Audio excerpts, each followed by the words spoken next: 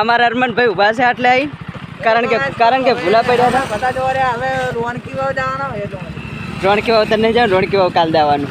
એટલે બેન છે તમે બી છે. અરે બ્લોગ યુટ્યુબમાં અપલોડ થાય છે તે ગાલ બોલ્યું ભલે બોલી જો હજી, કારણ કે આપણે એટલે પહોંચ્યા છે, કારણ કે વટી ગયા છે બીજા રોડે.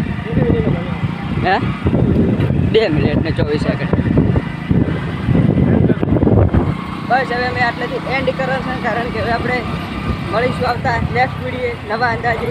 જય માતાજી.